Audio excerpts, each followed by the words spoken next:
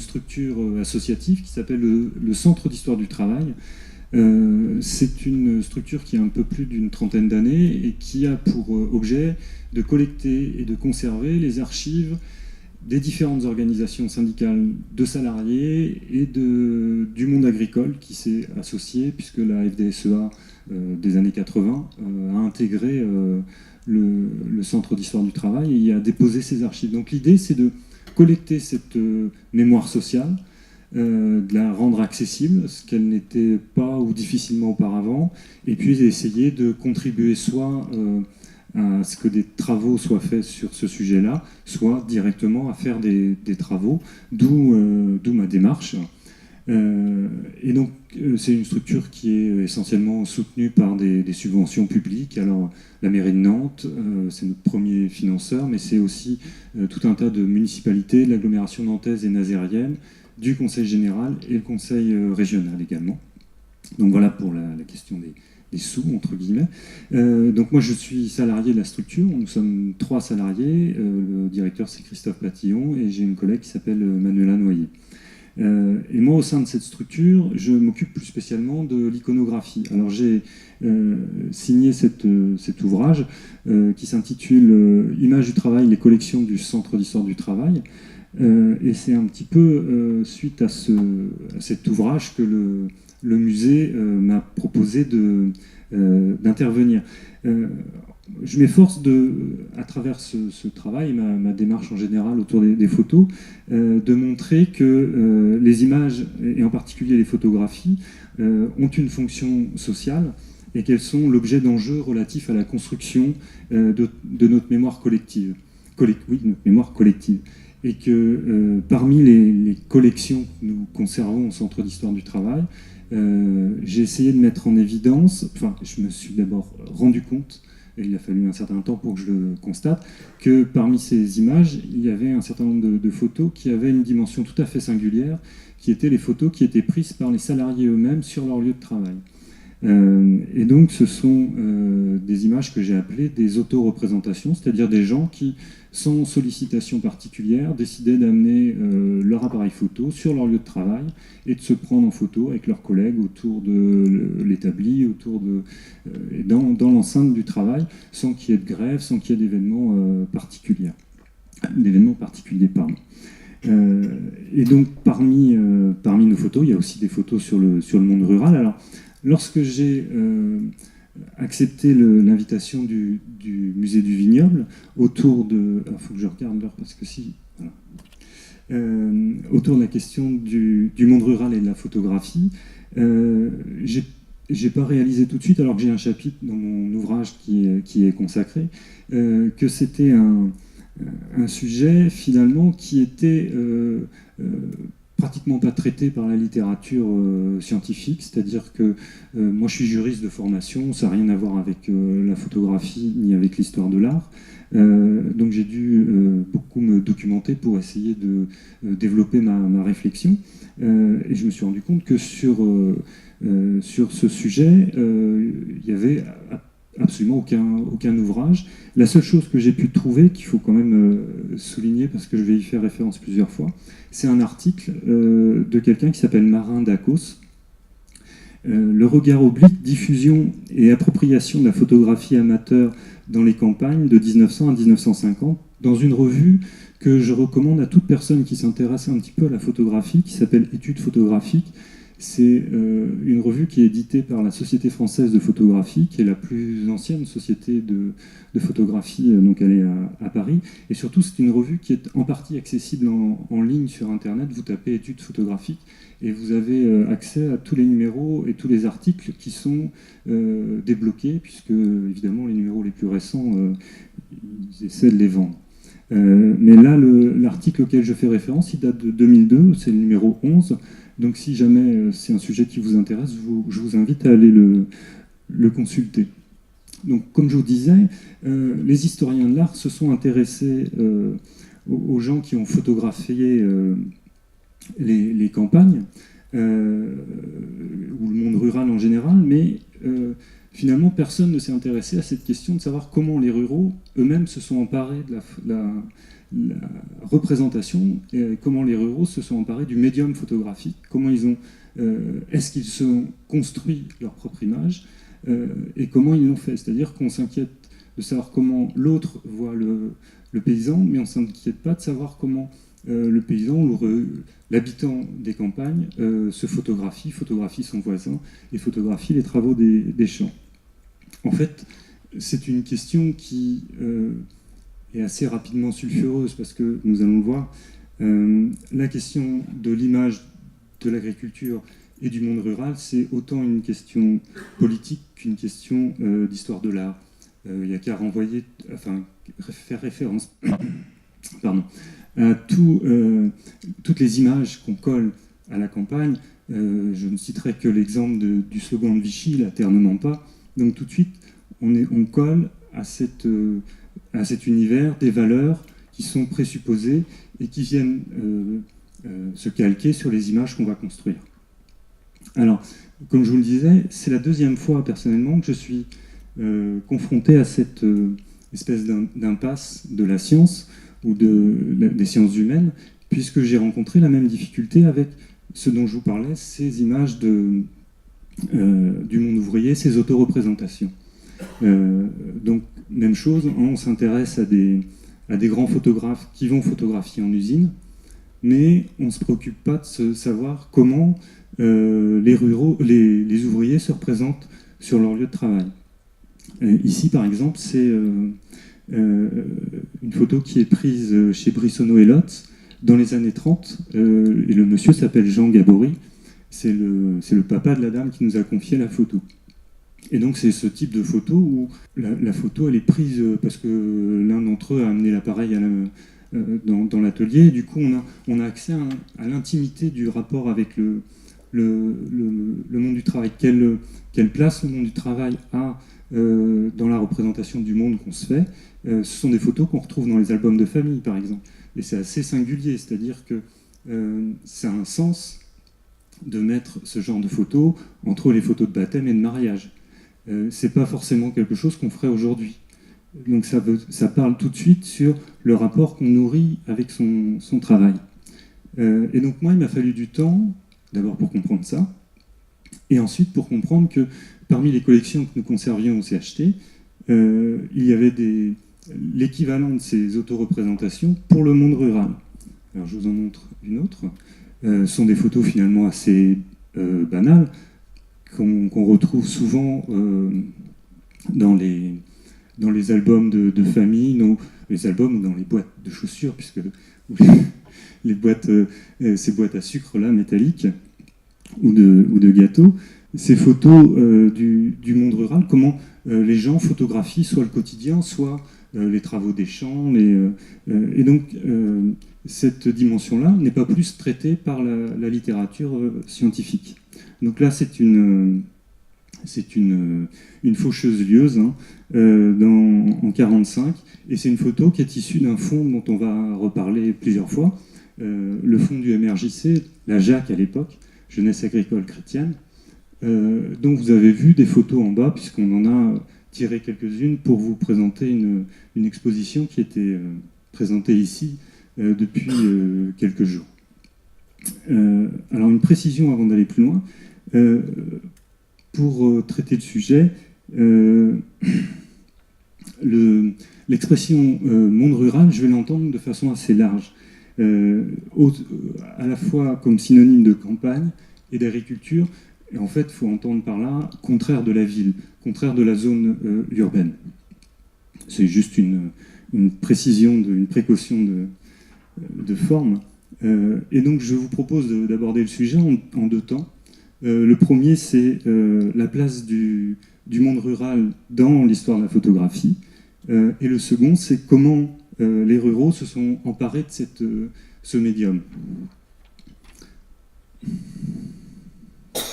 Donc, la photographie, je suis désolé de vous imposer un petit peu ce détour historique, mais c'est important pour comprendre justement ces photos qu'on va voir apparaître dans les années 30. et puis un peu après la Seconde Guerre mondiale, réalisée par les ruraux eux-mêmes. La photographie, on considère que elle naît officiellement par une loi, c'est assez bizarre. En 1839, le gouvernement français achète le processus mis au point par Nicéphore Niepce et Louis Daguerre de fixation des images. Ça va donner le daguerréotype. Et c'est donc par cet acte-là, le gouvernement français achète ce processus et le rend libre de droit. À partir de là, la photographie, on n'aura plus besoin de payer, on n'aura pas besoin de payer de royalties, si vous voulez, pour utiliser ce système-là. Et la photographie va pouvoir se développer de façon complètement dégagée de toute arrière-pensée financière, si vous voulez, enfin, de toute arrière-pensée financière, de toute contrainte, de droit. Et surtout, ça a été porté par des gens comme François Arago, qui est député républicain. En 1839, on est sous la monarchie de Juillet, mais ce sont des républicains qui portent ce processus comme étant un processus novateur, un processus prometteur d'un point de vue scientifique. La photographie, elle est perçue comme un moyen de représenter avec une fidélité jamais atteinte la réalité. Donc c'est tout de suite un outil qui est perçu dans son intérêt scientifique en biologie, en minéralogie, en astronomie. Enfin, tout de suite, on perçoit que ça va être très utile en médecine et beaucoup plus intéressant que le dessin. Donc les applications semblent tout de suite considérables d'un point de vue scientifique.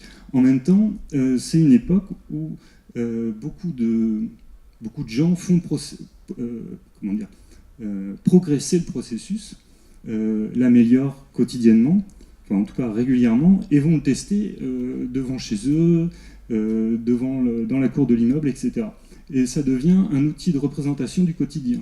D'un point de vue sociologique, on va photographier tout de suite ce qu'on a sous la main, et donc ça, c'est le daguerréotype le plus ancien dont on ait la trace.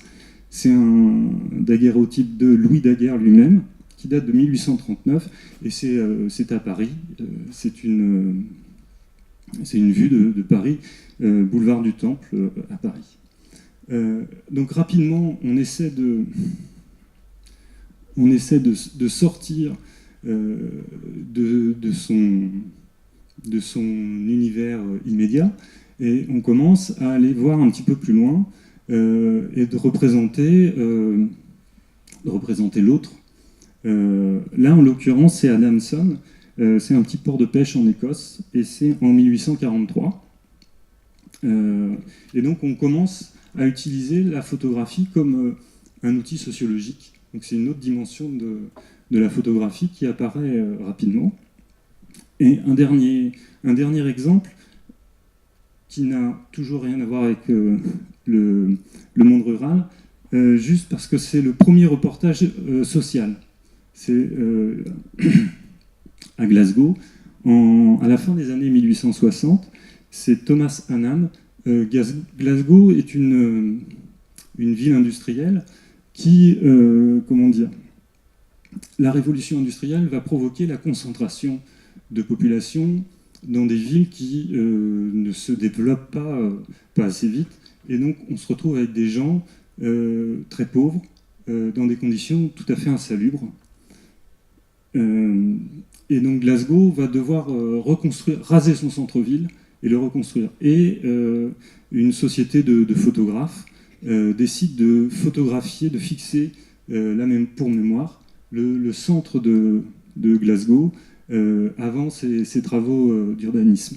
Et on considère que c'est le premier reportage à dimension sociale. Alors là, on est à la fin des années 60.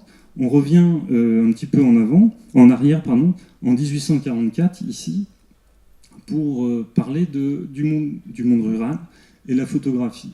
Là, on est en 1844. c'est un Anglais, William Talbot, qui a intitulé cette photo The Open Door. C'est la photo la plus ancienne que j'ai retrouvée en rapport avec le monde rural. Alors, c'est un peu décevant, parce que bon, l'intérêt de l'image n'est pas immédiatement perceptible. Je vais vous montrer trois images pour parler de ces débuts de la photographie avec le monde rural. Là, on est plutôt dans une dimension un peu romantique, si on peut dire. Mais en même temps, c'est une autre dimension de la photographie qui apparaît donc dès 1844, c'est cette dimension artistique. Donc on sait déjà que la photographie, c'est un outil scientifique, dans plusieurs sciences possibles. C'est tout de suite un outil sociologique pour représenter le quotidien, et c'est aussi un outil artistique. Et c'est ce qui est très impressionnant, c'est-à-dire que ça fait 4-5 ans que la photographie existe, et déjà toutes les dimensions qu'on connaît aujourd'hui de la photographie sont fixées dans ces quelques premières années. C'est un phénomène qui est tout à fait singulier, et il y a peu de créations de techniques comme ça qui acquièrent aussi rapidement autant de dimensions. Je ne suis pas sûr que l'informatique ait eu des applications aussi diversifiées aussi rapidement. Alors, une autre photo. Là, on est en France. C'est en 1853. C'est un cliché de Louis-Désiré Blancard-Évrard. Il a laissé une légende à sa photo. Famille de paysans au repos devant une grange au toit de chaume. Alors, moi, je suis assez mal à l'aise face à cette photo parce que on se demande. Enfin, d'abord, elle est forcément posée. Il faut savoir qu'à l'époque, les temps de pose sont très longs. Donc, c'est pas du tout ce qu'on va appeler un instantané. Le photographe a posé ses sujets, il leur a donné des instructions. Ce qui me surprend, c'est que, objectivement, je trouve qu'ils apparaissent un peu comme des abrutis, complètement avachis. On ne sait pas s'ils dorment ou s'ils sont ivres. Et je ne sais pas quelle interprétation on peut donner de l'intention de l'auteur, mais je pense qu'il y a un petit arrière-pensée qui est pas très flatteur pour le monde rural. Une dernière représentation. Là, on est dans la tradition paysagiste. C'est 1855, André Giroux, toujours en France. J'ai pas d'instruction sur le lieu, mais ça pourrait être Clisson, par exemple. Hein, ça ressemble beaucoup. Donc, moi, j'ai d'abord pensé que la photographie avait hérité des différents courants de la peinture, donc le romantisme, le réalisme, le paysagisme, etc. En réalité, il semblerait que l'invention et le développement du daguerréotype coïncident avec le renouveau du réalisme au XIXe siècle, aussi bien en peinture que dans les autres arts. Il faut que j'accélère. Ce courant est d'abord une critique du romantisme, c'est-à-dire, vous vous souvenez de la photo avec le balai, et toutes ces formes d'art, en fait, sont une critique de la révolution industrielle. Le romantisme, c'est une façon de nier la révolution industrielle qui a des conséquences rapidement tout à fait contestables sur la concentration de population, sur le fait que les conditions de vie de ces ouvriers qu'on entasse dans des lieux qui sont inadaptés sont tout à fait insupportables. Et on décide de fuir cette réalité. Donc là, c'est fin 18e, début 19e. On décide de fuir cette réalité en proposant quelque chose, un monde idéal. Le réalisme, il s'agit de dire on ne peut pas fermer les yeux sur cette réalité. Au contraire, il faut montrer les choses en face, et on va utiliser une démarche qui est opposée, qui consiste donc à montrer la dureté de la vie, que ce soit la vie en usine ou la vie au champ. Alors, tout ça pour vous dire que l'histoire de l'art n'est pas quelque chose d'extérieur à la société. C'est intimement lié à des phénomènes, des tiraillements internes à notre société, et ça, les courants artistiques nous parlent de l'évolution de notre société. Il n'y a pas de césure entre l'art, entre un certain nombre de techniques comme la photographie et le quotidien. Donc là, je vous ai choisi un exemple d'un peintre connu, Jean-François Millet. La peinture s'appelle L'homme à la houe. Et donc, quelqu'un qui connaît un petit peu l'agronomie, les plantes, est capable de reconnaître les plantes qu'il y a au pied du personnage. On voit que... Alors c'est vrai que c'est pas très clair sur l'écran, je m'en excuse, mais on sent qu'il a forcé, qu'il a travaillé. Enfin, c'est pas quelqu'un qui est dans la quiétude et la tranquillité. Là, c'est le moment peut-être d'apporter quelques éléments sur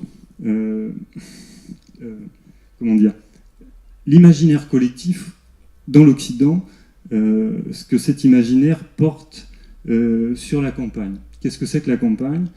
Quelle représentation on a de la campagne en Occident? La première image, elle est liée à la Bible. La campagne, le monde rural, c'est le lieu où les hommes vont expier par leur travail le péché originel. Avant le péché originel, selon la Bible, l'homme, la nature fournissait de façon tout à fait luxuriante de quoi se nourrir. Après le péché originel, l'homme doit travailler, enfin l'homme et la femme doivent travailler pour pouvoir se nourrir. Et la campagne est par excellence le lieu où on cultive. La deuxième image, elle est encore biblique, c'est la parabole du bon grain et de l'ivraie. Le bon grain et de l'ivraie, c'est la moisson, la récolte, qui est en fait un jugement de Dieu et qui permet de dissocier les bons et les mauvais travailleurs. Donc, si on a une bonne récolte, c'est que Dieu nous a récompensés et inversement. Enfin, une troisième image qui est un peu contradictoire avec ces deux précédentes, puisque c'est évidemment une image qui est ambivalente.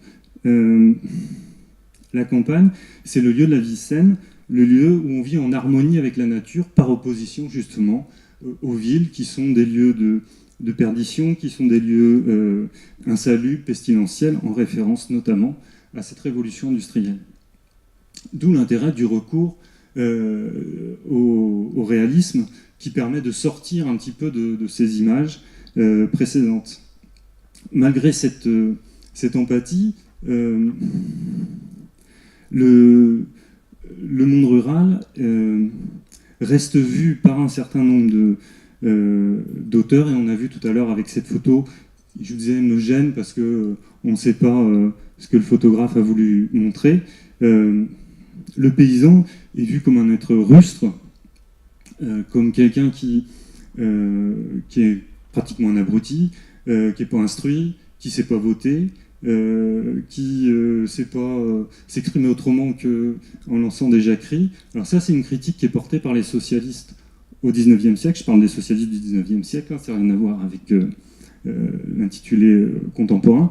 Et derrière ça, il y a le reproche, par exemple, qui est fait aux ruraux sur les élections présidentielles de 1851.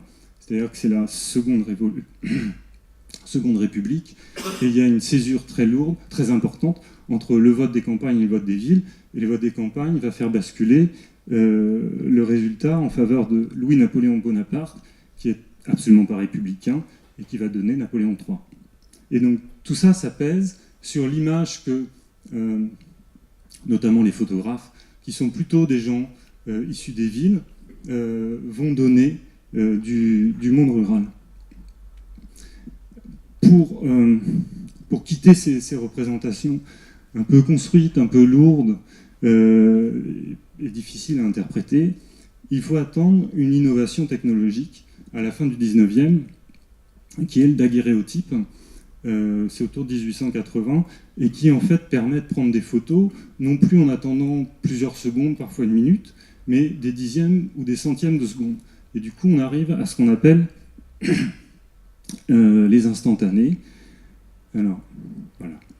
Les instantanés, c'est-à-dire des photos où les gens peuvent poser, mais on commence à pouvoir prendre des mouvements plus facilement, et on commence surtout à pouvoir se déplacer, puisque c'est un support qu'on peut emmener avec soi, qu'on n'est pas obligé de traiter tout de suite.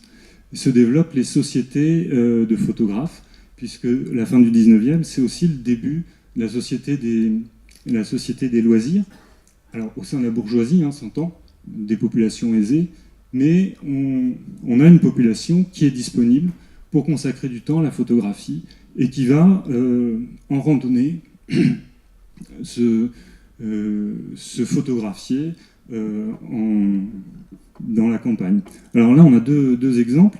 À gauche, c'est une photo qui date de 1890. Elle est anonyme, elle est conservée par la Société française de photographie. Je voulais juxtaposer ces deux photos parce que celle de droite, elle date de 1900, et c'était pour vous faire un clin d'œil sur l'évolution technologique entre les appareils. À gauche, on a des chambres.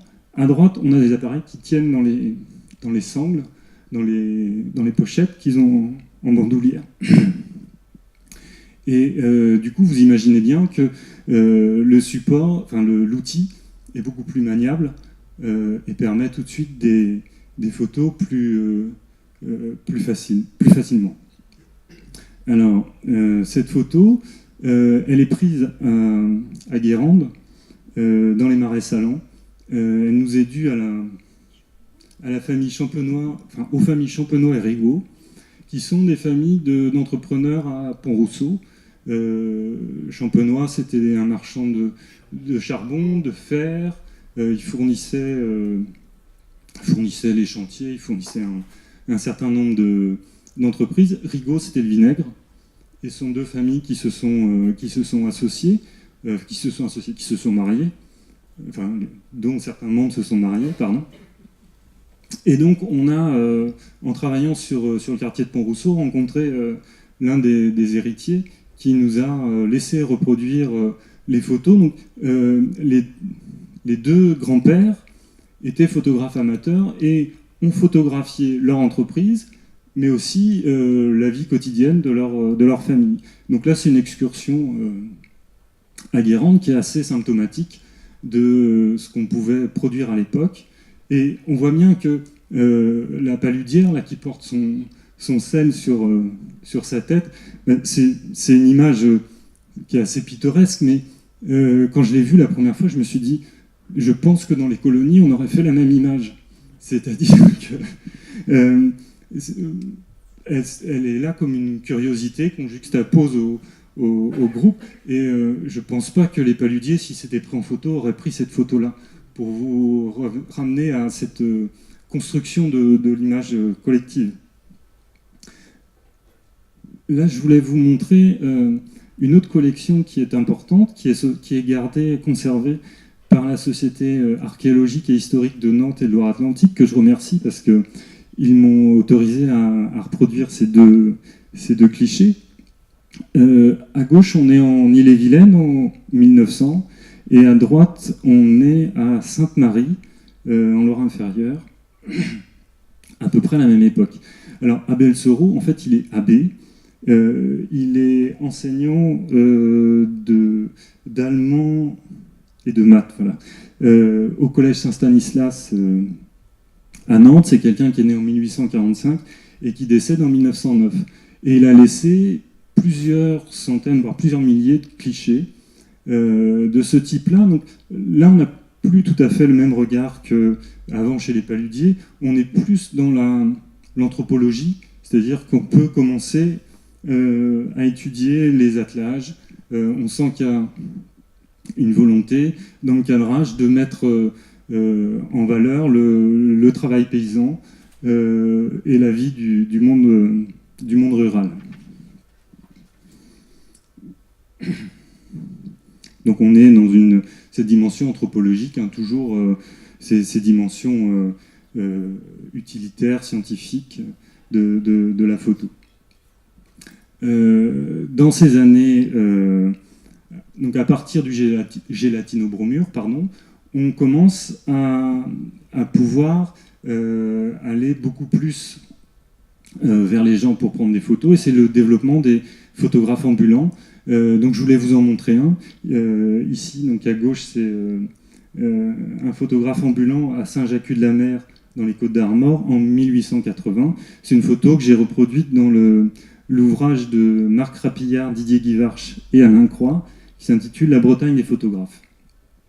Ces photographes ambulants, donc ce que je voulais souligner, c'est qu'on est quand même avec des outils photographiques qui ont besoin de lumière, et on voit bien dans la roulotte la verrière qui permet de faire rentrer la partie plus claire à gauche. C'est une verrière, une espèce de véranda, qui permet de faire rentrer le maximum de lumière. Et ceci, c'est pour faire des portraits. Le portrait est la première photo, la première image qui va se populariser et se démocratiser un peu.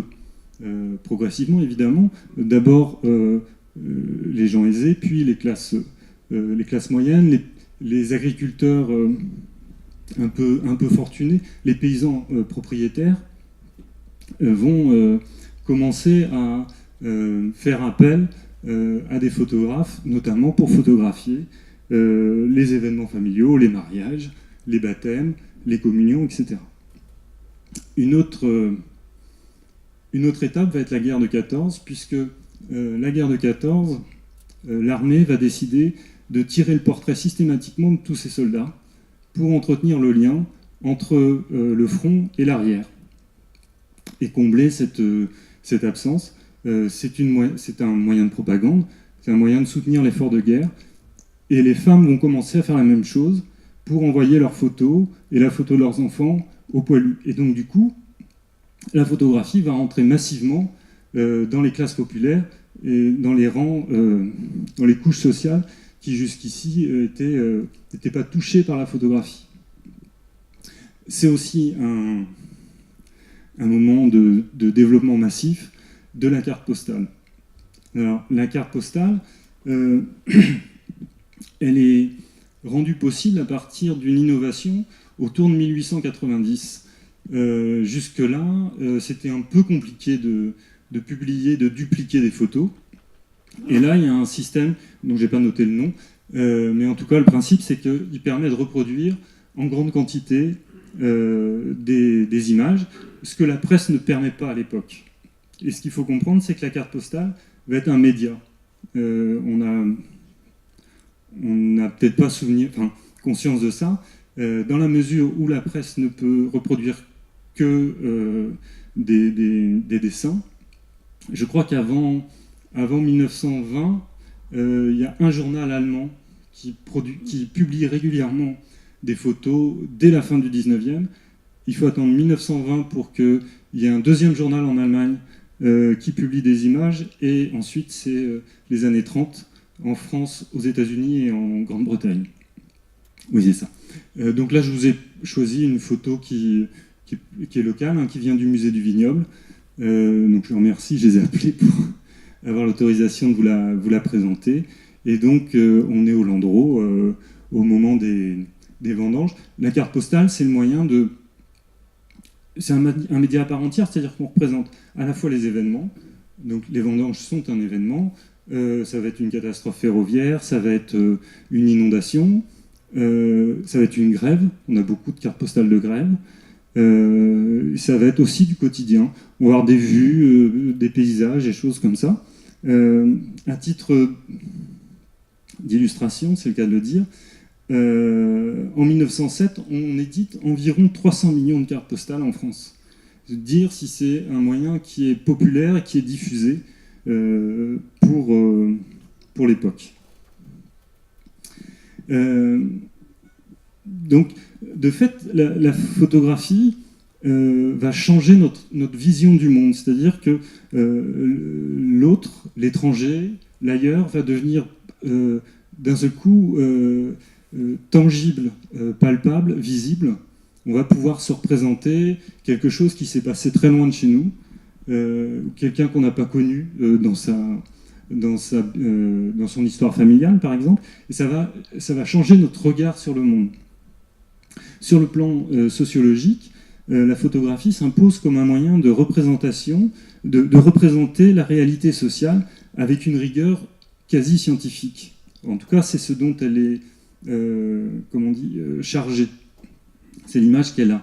Elle se retrouve ainsi investie d'une aptitude particulière à dénoncer les injustices sociales, à dénoncer en particulier le sort réservé à ces populations ouvrières qui s'entassent dans les villes.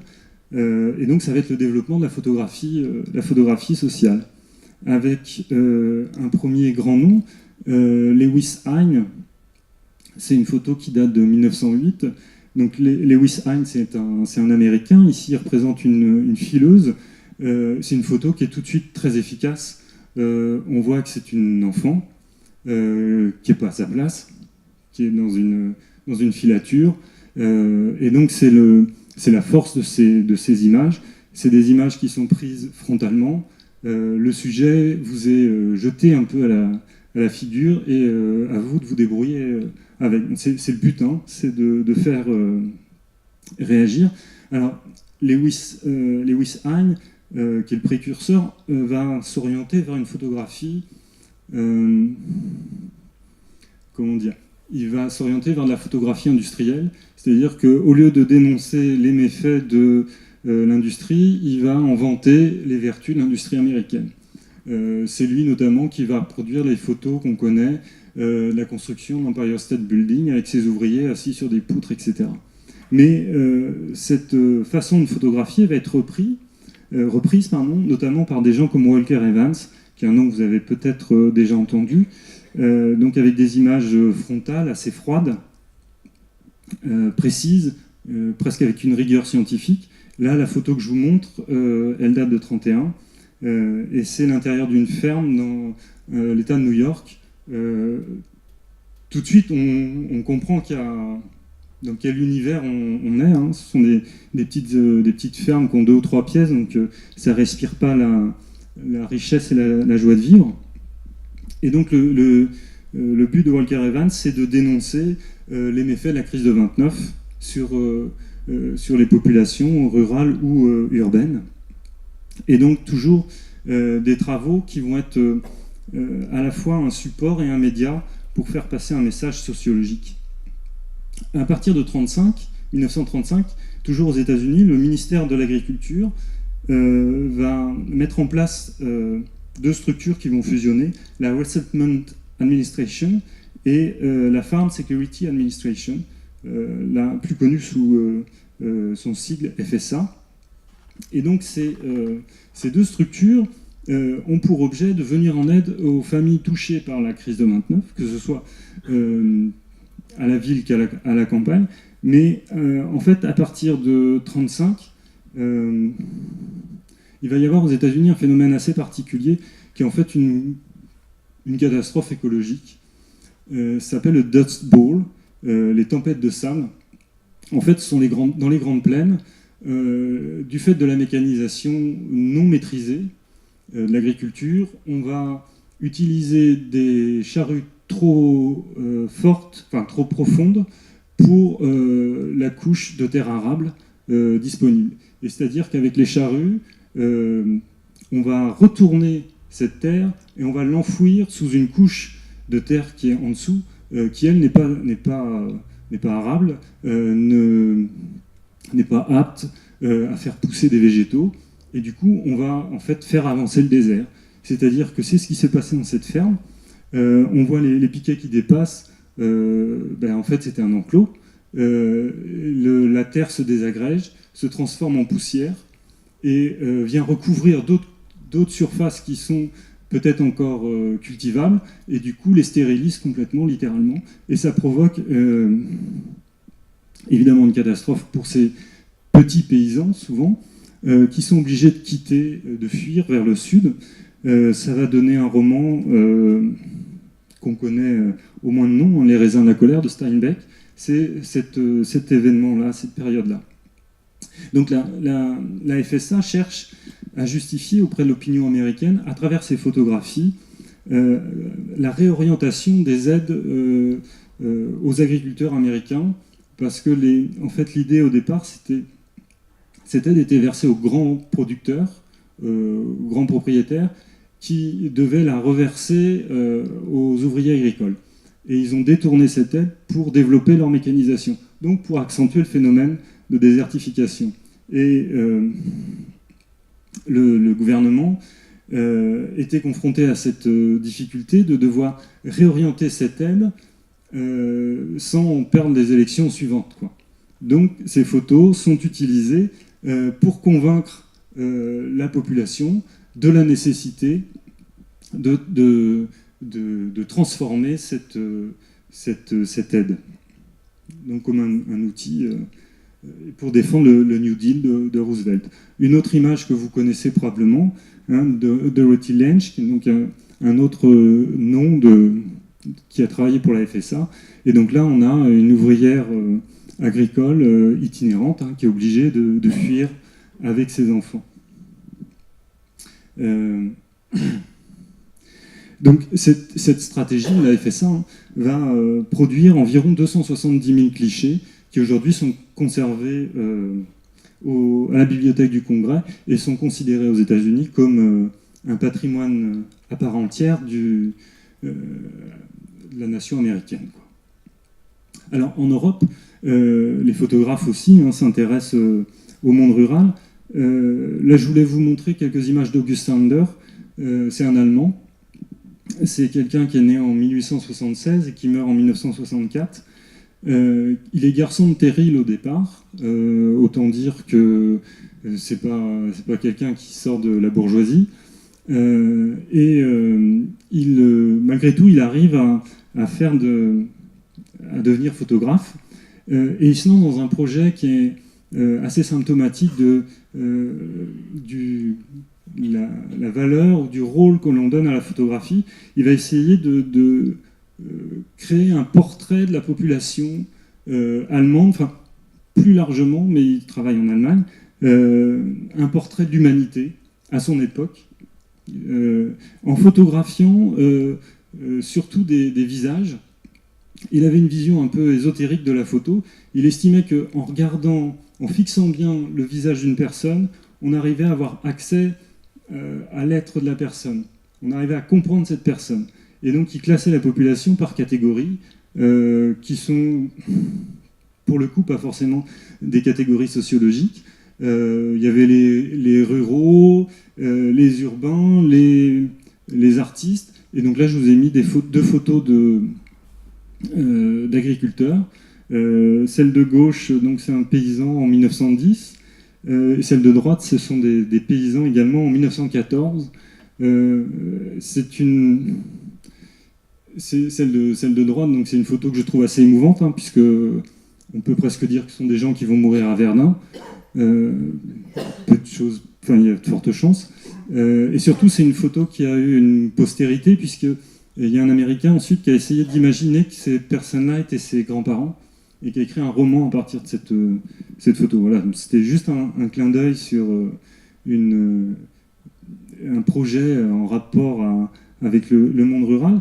En France, pour revenir plus localement, il y a un photographe assez connu qui s'appelle François Collard, qui va être embauché par une maison d'édition qui s'appelle Horizon de France, entre 1931 et 1934. Et on confie à Collard le fait d'illustrer un important travail sur le monde du travail en France. L'idée, c'est de montrer que on est un peu dans une démarche nationaliste. Il faut montrer que la France est dynamique, que c'est un pays qui a des grandes industries, qui est puissant, notamment face à l'Allemagne, parce qu'on sent que les tensions sont en train de monter. Et donc c'est publié en fascicule et ça dit. Ensuite, ce sera un énorme bouquin sur toutes les régions de France. Et donc François Collard photographie. Il va notamment photographier sur le Normandie, à Saint-Nazaire, en construction. On a de très belles photos de François Collard sur le Normandie. Alors, c'est pas de la photo sociale. Le but, on est dans la photo industrielle. Il s'agit de montrer le dynamisme. On ne va pas montrer, par exemple, la souffrance au travail, l'effort au travail, des choses comme ça. Là, là on est dans la Beauce, hein. C'est une faucheuse-lieuse. C'est ce qui se fait de mieux à l'époque, au point de vue technique, hein, dans les campagnes de l'époque. Quand on arrive à cette période-là, donc les années 30, ça se termine mal. Ça se termine par la Seconde Guerre mondiale. Alors, deux images fortes, mais qui vont en fait influer sur la suite de la photographie. À gauche, vous avez en fait un prisonnier russe à Dachau, photographié par Eric Schwab, qui est un photographe français qui suit les troupes alliées au fur et à mesure de leur progression et de la libération des camps. Pour la petite histoire, lui, il cherche sa mère, qui est dans un de ces camps, qu'il va retrouver vivante.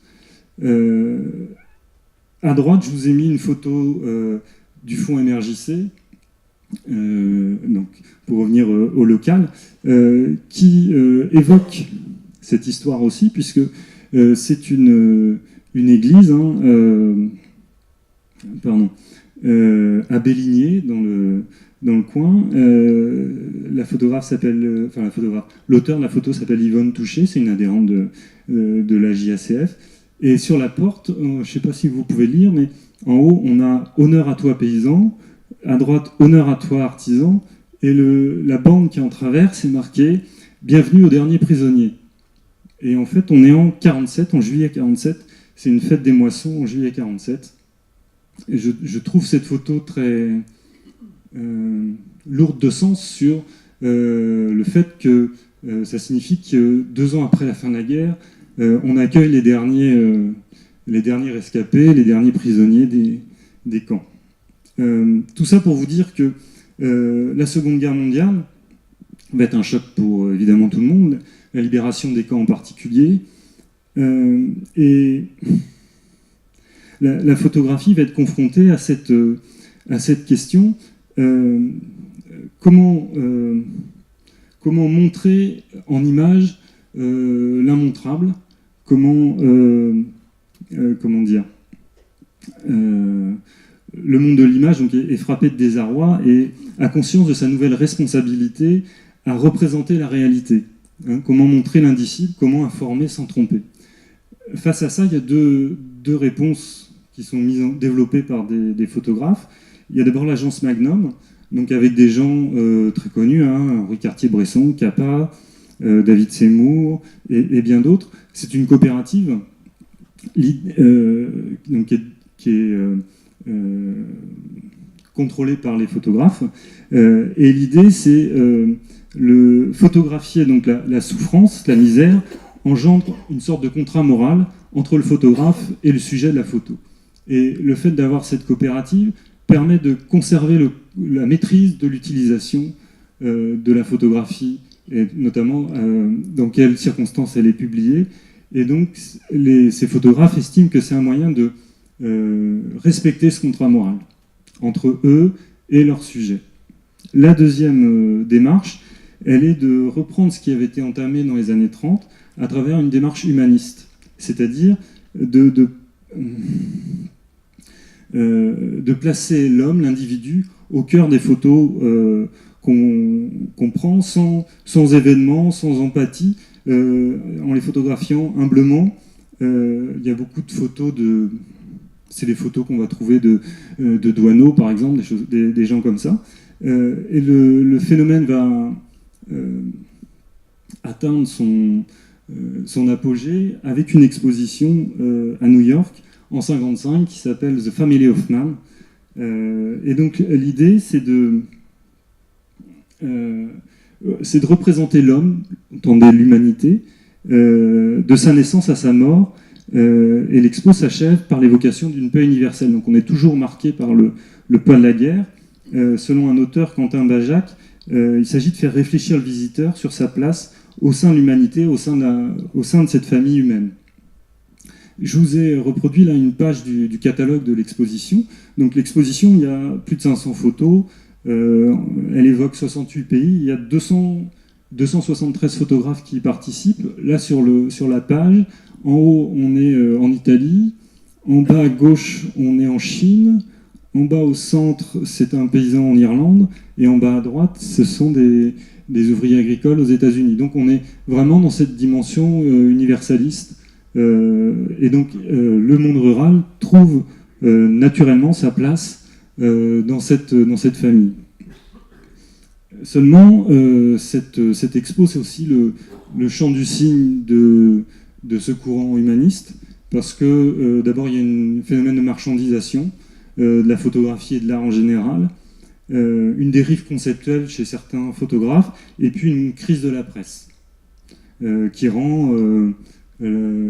même mettre en difficulté des agences comme Magnum, par exemple, qui vont avoir du mal à s'en sortir. Cependant, l'empathie et l'intérêt pour le monde rural persistent, y compris de nos jours. Et je voulais vous montrer, pour finir cette rétrospective historique, deux clichés. L'un de Raymond Depardon, que vous connaissez certainement. Raymond Depardon, donc, il est issu d'une famille rurale. Ses parents étaient petits agriculteurs. Là, c'est une image qui doit dater de 2010. Et donc, il reprend un peu cette façon de photographier de Walker Evans. L'idée, c'est la photo devient presque un sujet de méditation. On est dans le Pas-de-Calais, pardon. Voilà, il nous envoie ces paysages à la figure. Je voulais juste, pour finir ce chapitre, évoquer une autre photographe qui ici nous est chère, c'est Hélène Cailleux. Donc c'est une photographe de Ouest France et de l'agence France Presse qui a travaillé dans la région. Et donc là, ce sont des vendanges, sans doute dans le Muscadet. Je suis assez mauvais. Mon grand-père était paysan, il aurait honte de moi. Mais normalement, si on regarde bien les feuilles, on doit être capable de connaître le cépage. C'est en 78. Juste pour vous dire que les vendanges sont un marronnier éditorial, un marronnier journalistique, et que ce sont des photos qui reviennent régulièrement dans la presse. Donc, cette deuxième question, comment les ruraux se sont emparés de ce médium, de la photographie, notamment à partir des collections conservées par le CHT. Donc je vous présente cette première image. Alors, deux choses par rapport à cette image. D'abord, si vous avez regardé l'exposition en bas, il y a une photo de battage également qui a été rajoutée à l'initiative de la médiathèque. Et en fait, nous avons eu un peu le même réflexe. Moi, ça, c'est une photo que Roger Bonnet nous a transmise. Roger Bonnet, donc, qui est dans la salle, qui est enseignant au lycée agricole de La Roche-sur-Yon. C'est une photo qui a été transmise par une de ses collègues, qui est aussi présente. Excusez-moi, je n'avais pas votre nom. Et donc, c'est votre papa, c'est ça, qui est au centre de votre grand-père, pardon. Excusez-moi, je vous dis. On est en 25, en Gironde, et donc c'est une scène de battage. Je pense que tout le monde ici connaît l'enjeu de ces récoltes. Tout à l'heure, on a parlé de la récolte comme étant un jugement de Dieu. C'est aussi un moment, les battages, où toute la société rurale se retrouve unie autour d'un moment à la fois qui demande beaucoup de main-d'œuvre, mais c'est aussi un mouvement festif, souvent qui se terminait en banquet. C'est un moyen de souder la société rurale. Et donc, toute la société, ce qui est intéressant sur ces photos-là, c'est que généralement, il y a une mise en scène. On ne sait pas si c'est le fermier, le propriétaire ou le photographe qui a voulu faire ce cliché, notamment pour ces fameuses cartes postales. Je crois que donc, votre grand-père, qui était le fermier, c'est celui qui sert à boire au milieu de la photo. Je pense que ce sont les propriétaires terriens qui sont à gauche, là, avec le chapeau. Et puis on voit toute la société rurale avec les ouvriers agricoles, les voisins, etc., qui sont venus prêter main forte. Cette photo, elle est emblématique de l'unité du monde rural. On a tous les échelons du monde rural qui sont soudés. Au risque presque on retrouve un peu la même chose que dans les photos industrielles, où le patron se fait prendre en photo ou prend en photo tous ses ateliers, le personnel de tous ces ateliers atelier par atelier. Donc on est un peu dans une démarche plus ou moins paternaliste, corporatisme, et donc pour, comment dire, à partir des années 20 et des années 30, va commencer à émerger une iconographie qui n'est pas dans cette logique-là, qui est produite par des petits, enfin, des gens plus modestes. Alors là, enfin plus modeste, on a, c'est une photo qu'on a au CHT puisqu'on a le fond Tanguy Prigent. Simplement, c'est quelqu'un qui va avoir comment dire, un destin pas singulier. Tanguy Prigent, qui sera ministre de l'Agriculture à la Libération. Il était en fait issu d'une famille d'exploitants, de petits propriétaires dans le Finistère, enfin des propriétaires exploitants. Donc c'est pas la lie de la société, c'est pas les paysans les plus pauvres, mais c'est pas non plus la grosse fortune. Et donc il est, alors, je sais pas s'il accompagne ou si il travaille avec. Là, ce sont des moissons, hein, manifestement. Je pense que c'est l'attelage qui tire la faucheuse. Et donc on émerge cette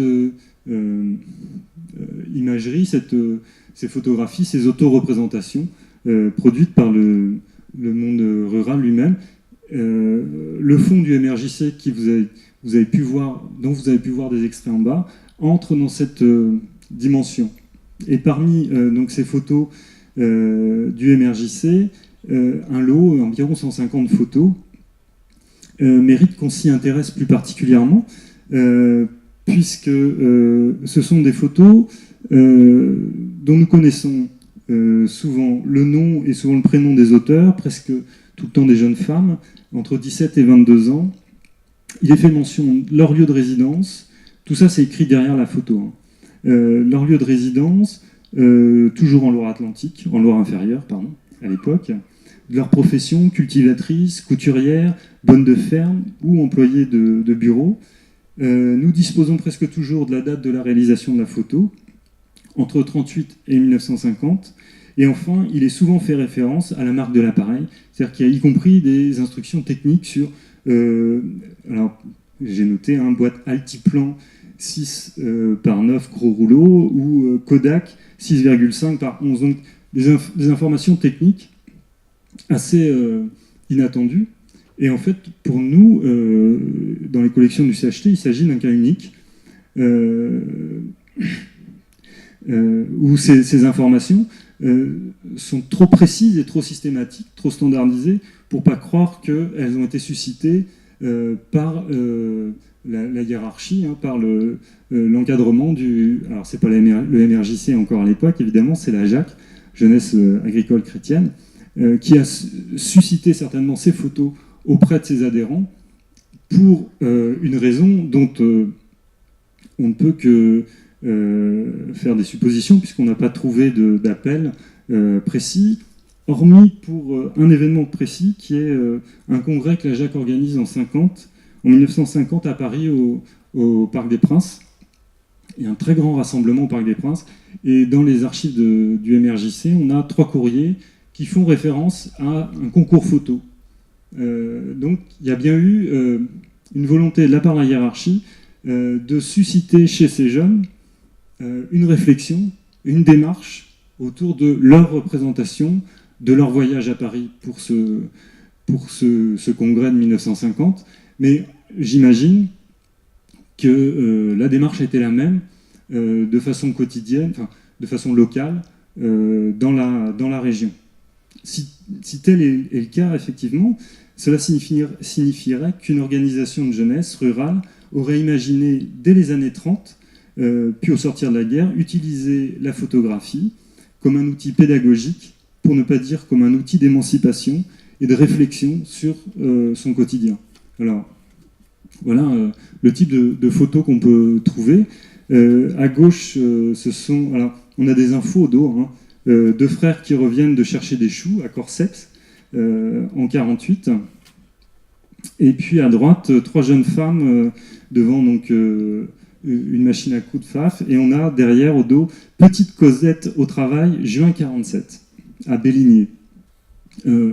À gauche, ça pourrait très bien être mon père dans la cour de la ferme. J'ai une tante qui est mais quand j'ai vu cette photo, j'ai vraiment eu l'impression d'avoir des images d'un quotidien qui n'était pas si loin de moi et qu'on n'a jamais vu jusqu'ici dans toutes les photographies que j'ai pu vous montrer, prises par des photographes plus ou moins célèbres. Ces opérations sont donc ces campagnes, hein, ces concours photos, sont un moyen d'amener les jeunes et leurs proches à s'interroger sur leur quotidien, à le regarder différemment en choisissant les scènes qu'ils vont photographier. Ces jeunes construisent la représentation qu'ils se font d'eux-mêmes. Alors, un petit paradoxe, dans ces 150 photos, ce lot de 150 photos avec des inscriptions d'eau, très peu choisissent, donc on est avant 50, hein, très peu choisissent de représenter des travaux de la ferme.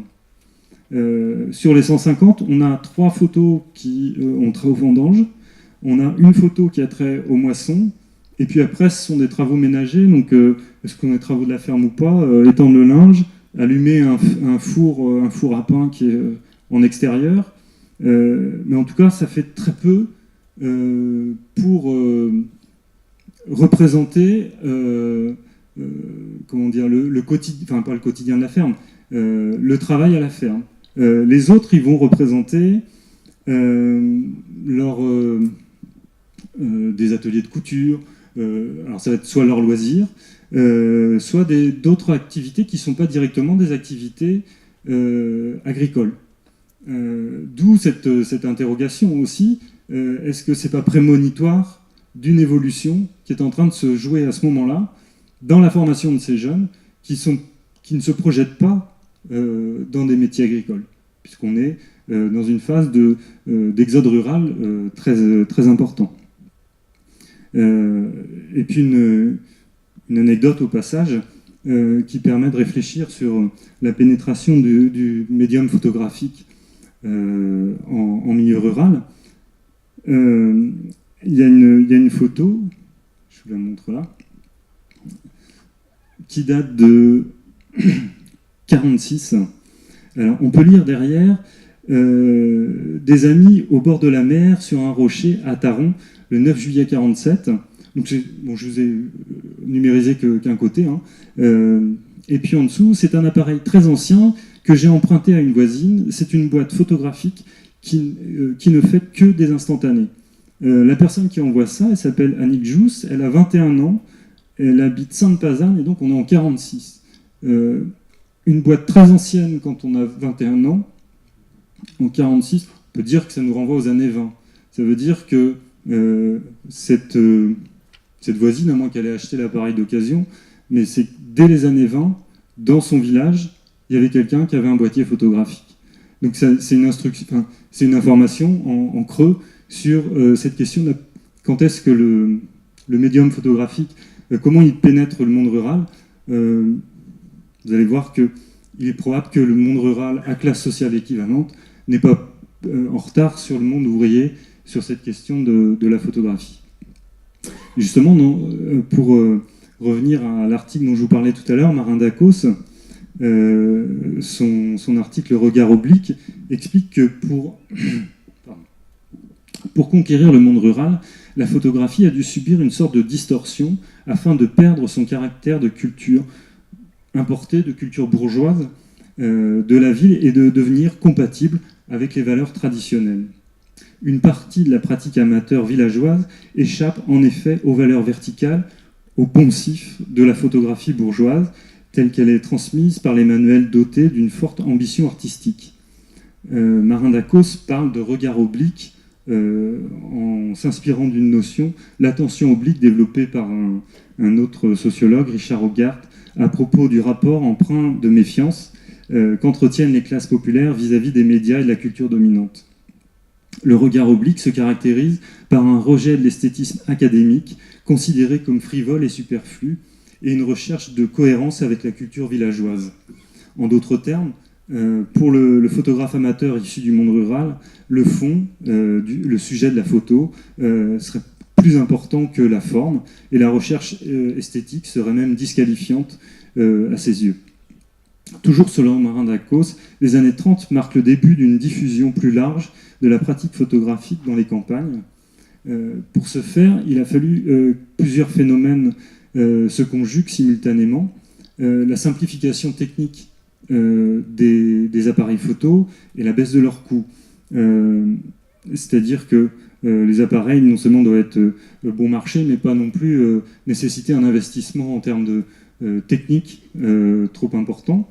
Le développement d'un réseau de professionnels permettant justement de se décharger d'un certain nombre d'opérations, notamment tout ce qui est développement, tirage des clichés qui précédemment étaient faits par les photographes amateurs qu'on a pu voir tout à l'heure avec les appareils en bandoulière ou avec les chambres.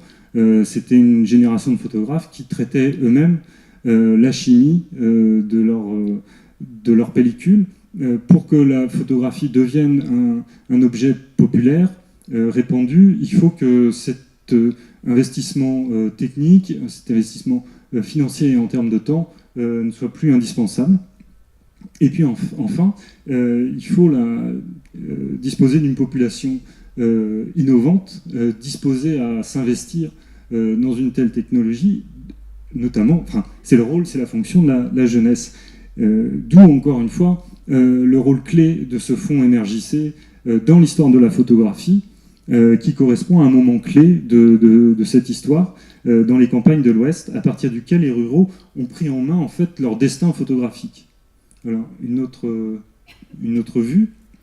Un groupe de jeunes femmes autour d'une table avec au dos, juin 47, cours d'apprentissage pour l'artisanat à Varade. Et donc, ce que je vous disais tout à l'heure, la société rurale est en train de changer. Elle est en train de changer à travers, enfin, on le perçoit à travers ces photos. On s'éloigne des métiers agricoles pour essayer de trouver des débouchés dans d'autres secteurs, puisque du fait de la mécanisation, l'agriculture a besoin de moins de main-d'œuvre. Depuis la fin de la guerre, le MRJC n'a plus pour finalité principale ou exclusive le renforcement de la pratique religieuse, mais l'émancipation des jeunes ruraux. Et donc des thématiques annuelles sont proposées et relayées dans les groupes locaux. Là, on va avoir une année, ça va être une réflexion sur l'exode rural, une autre, la place des jeunes dans le monde rural, les loisirs, des choses comme ça. Et le tout articulé avec une pratique qui est connue sous l'appellation « voir, juger, agir ». C'est un mode de raisonnement que l'AJAC et donc la JACF pour les filles mettait en avant. Voir, c'est-à-dire regarder ce qui se passe. Évidemment, la démarche photographique entre complètement dans cette logique, juger et ensuite agir, qu'est-ce qu'on peut changer pour améliorer son sort. En Loire-Atlantique, c'est un peu plus spécifique puisque l'AJAC va être très proche rapidement de la JOC et de la GEC. La JOC, Jeunesse ouvrière chrétienne, GEC, Jeunesse étudiante chrétienne. Notamment en raison, d'une part parce que leurs sièges sont communs, mais surtout parce que se pose en Loire-Atlantique, avec une acuité particulière, la question des jeunes ruraux en usine, les ruraux ouvriers. Vous savez que du fait de cet exode rural, l'industrie de Loire-Atlantique, notamment en Basse-Loire, Nantes, Saint-Nazaire, n'a pas eu à faire appel massivement à une population immigrée, puisque cette main-d'œuvre, on l'avait massivement en Vendée, en Anjou et en Bretagne. D'où l'apport de ces ruraux qui n'avaient pas besoin de faire des milliers de kilomètres pour trouver un emploi. Et du coup, on s'est retrouvé avec des gens qui habitaient parfois toujours en campagne, ou au moins le week-end, et avaient un pied en usine. Et ça a posé un problème aux institutions religieuses, d'encadrement notamment de la jeunesse. Dans quelle structure on les met? Est-ce qu'ils sont à la JOC? Est-ce qu'ils sont à la JAC? Qu'est-ce qu'on en fait? Le fait est que les militants qui sont investis dans ces institutions vont se vont se confronter, vont se mélanger avec des gens qui sont en usine, qui sont étudiants. Et donc, parmi eux, il y a des gens que vous connaissez sans doute, hein, Pierre Pinault, Médard Lebeau, Raphaël Rialan, Anne Marichon, ou encore Bernard Lambert, qui est peut-être le plus connu au niveau national. Et donc, lorsqu'ils vont commencer à prendre des responsabilités au sein du CDJA, donc Centre départemental des jeunes agriculteurs, et de la FDSEA à la fin des années 50 et au début des années 60, ils seront tout de suite en prise avec leurs homologues du monde ouvrier qu'ils auront déjà fréquenté à travers ces institutions. Alors, ce phénomène, il est perceptible aussi en photo. Alors là, c'est toujours le MRJC, c'est plus le lot de 150 photos, c'est une photo de photographe qui est prise à Blain en 54 à l'occasion d'un congrès. Et donc, premier rapport, première fois que j'ai vu cette photo, j'ai dit qu'est-ce qui leur a pris de mettre cette maquette de bateau sur un podium à l'occasion d'un congrès de l'AJAC, quoi. Qu'est-ce que c'est que cette histoire? Et en fait, ça fait référence à cette question des ruraux ouvriers qui vont travailler notamment au chantier de Saint-Nazaire. Et donc, comment les encadrer, comment les suivre, comment les aider. Et là, je voudrais évoquer un autre auteur que vous connaissez aussi peut-être parce qu'il est venu à l'université Surly.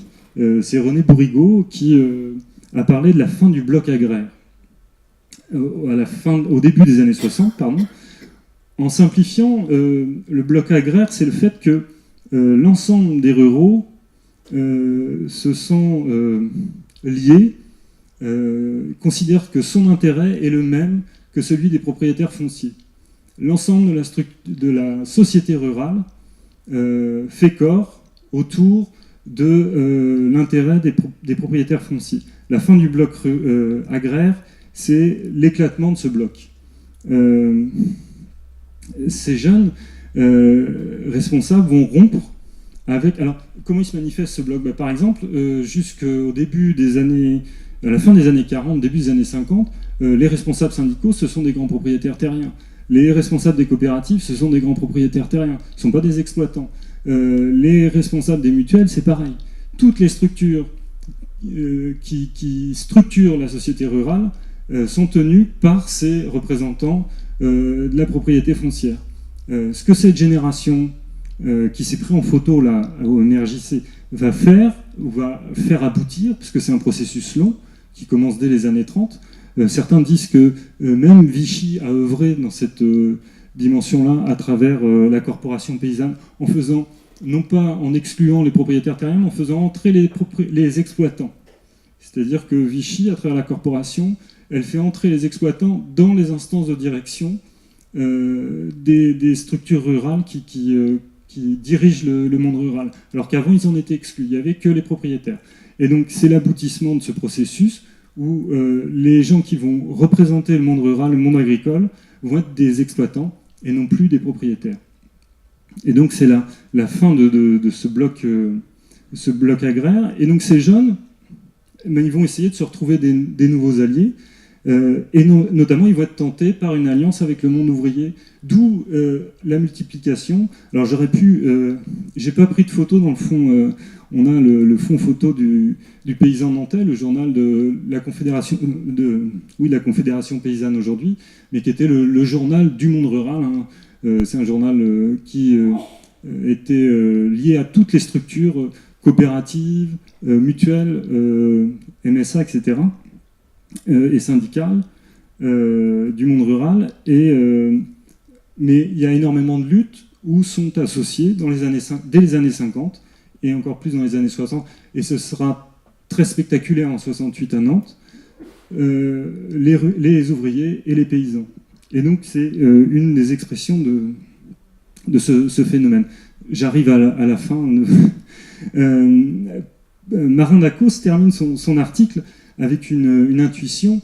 En l'état des recherches, rien ne permet de conclure à une absolue spécificité rurale ou paysanne du regard oblique. En effet, cette appropriation du médium photographique, empreinte d'irrespect, voire de dédain pour les poncifs de l'art et de la manière, pour les pratiques académiques et d'intérêt pour des sujets quotidiens, le sujet vernaculaire, est très proche de ce que nous avons pu observer chez les ouvriers et les pratiques d'auto-représentation au milieu professionnel. Alors, j'arrive, rassurez-vous, tout à fait à la fin. Je voulais juste vous faire quelques clins d'œil. En fait, je me suis rendu compte que dans un contexte identique, les ruraux et les ouvriers produisaient le même type de photos. Alors là, à gauche, on a une scène de camping au bord de la mer à la fin, dans les années 40, prise, retrouvée dans le fond MRJC. Et à droite, on a camping à Sainte-Marguerite, donc près de Pornichet, en 1938. Donc c'est une photo qui nous a été confiée par Paulette Gabory. C'était la même dame qui nous a donné la photo de ce monsieur derrière son établi que je vous ai montré au début. Donc il y a peut-être même pas 5 ans de différence entre ces deux photos. Et on reproduit. Alors, au jeu des comparaisons n'est pas raison. Simplement, ce sont plutôt des clins d'œil. Un deuxième, là, les deux photos sont prises à Clisson. À gauche, on a un groupe à Gervaux. C'est Anne Desfontaines à la fin des années 40, donc du MRJC qui prend cette photo. Et à droite, c'est Georges et Cécile Prampart qui nous ont donné ces photos, donc deux militants communistes, Georges sera responsable de la CGT pendant des années dans le département, qui sont là en sortie de l'UJRF, donc l'Union des jeunesses républicaines françaises, les jeunesses communistes, si vous voulez, en 48. Et donc là, on est sur les mêmes terres, on a des photos qui sont assez similaires. Une dernière photo en cette année anniversaire du Front Populaire. Là, c'est un couple d'ouvriers des Sables d'Olonne pendant ses premiers congés payés en 1936 et qui se déplacent en tandem et qui campent à la ferme. Et en fait, les grèves de 1936 sont un moment où les appareils photos des ouvriers vont rentrer massivement dans les usines. Les gens vont se photographier en occupant leur usine. Et puis en même temps, je me suis aperçu qu'on avait un ou deux clichés comme ça, où les gens les avaient emmenés dans leur périple premier congé payé, et ils se retrouvent à photographier le monde rural. Alors, j'ai pas retrouvé dans ces collections de photos des travaux des champs prises par les ouvriers. J'ai pas trouvé non plus de photos prises par des ruraux sur les ouvriers qui venaient camper dans leur ferme, mais simplement, ça a été un moment peut-être de rencontre, pourquoi pas photographique. Voilà, je vous remercie.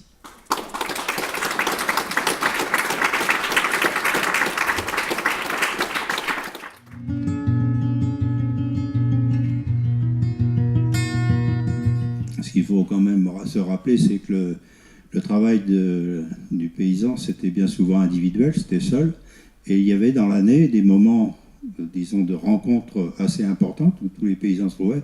C'était dans la période des vendanges et les périodes de battage. Et s'il y avait cette photo que vous avez dit tout à l'heure où tout le monde se prenait, on prenait tout le groupe ensemble, mais c'était aussi pour marquer les années, parce que la photographie, moi je suis pas psychiatre, mais il y a Plisson qui a écrit des livres là-dessus, qui dit que c'est aussi par rapport à la mort, c'est-à-dire que c'est se retrouver. Et puis on voit bien d'ailleurs les discussions qui naissent après les photographies, en disant tu te rappelles, c'était telle année, c'était bon, un tel était encore là, et puis il y avait aussi si c'était une bonne année ou si c'était une mauvaise année, quoi. C'est pour ça qu'on retrouve. Puis on retrouve alors aussi chez les pêcheurs, parce que la pêche fait aussi partie du monde rural. Enfin bon, c'est un classement, je dirais, économique qui peut peut-être se discuter, mais on retrouve beaucoup de photos chez les pêcheurs sur leurs bateaux. Enfin, je parle des pêcheurs sur les petits bateaux, hein. Je parle pas seulement sur les grands. Enfin, moi, je revois par exemple au Croisic. beaucoup qui se prenaient en photo, quoi. Et puis il y avait une autre période aussi, parce que sur Bosgoulen, il y avait des photos, c'est au moment où on tue le cochon. C'est-à-dire que là, tout le monde se retrouvait, hein, et puis ça se faisait bien souvent sur la place devant l'église, puisqu'il y a eu des photos de prise dans beaucoup de villages comme ça, et c'était un moment de rencontre. Et bon, c'est pas étonnant qu'on retrouve des photos que dans ce domaine-là, quoi, quand il y avait le collectif. Oui, vous avez raison, ce sont des moments qui structurent la société rurale, et c'est cohérent, c'est logique qu'on conserve de ces clichés, oui, tout à fait. Ouais. Je suis issu du monde rural moi-même, j'ai travaillé jusqu'à l'âge de 23 ans, donc il y a pas mal de situations que j'ai connues moi-même. Par contre, là, dans le reportage, on n'a pas vu tout ce qui avait trait aux fêtes religieuses. Par exemple, genre les missions. Alors, parce que la dernière qui a eu lieu à Bosgoulen, c'était en 56, si mes souvenirs sont bons. J'étais enfant de chœur à l'époque, alors je m'en souviens bien. Il y avait aussi les rogations. C'est vrai qu'on n'en a pas vu beaucoup. Alors, au niveau de l'agriculture, on avait une petite ferme, on n'était pas propriétaire, évidemment, on n'était que fermier. On n'avait pas d'appareil photo à ce moment-là. Et c'était souvent des familles un petit peu plus moderne, si j'ose m'exprimer ainsi, qui possédait un appareil photo. Après, on a eu un Kodak, oui, une grande boîte noire, là. Et on a encore des photos, oui, chez ma sœur. Mais les battages, effectivement, c'était le rassemblement de tous les gens du village. Village des Rouleaux, pour ne pas le citer, à Bosgoulen, qui avait à l'époque 5 fermes.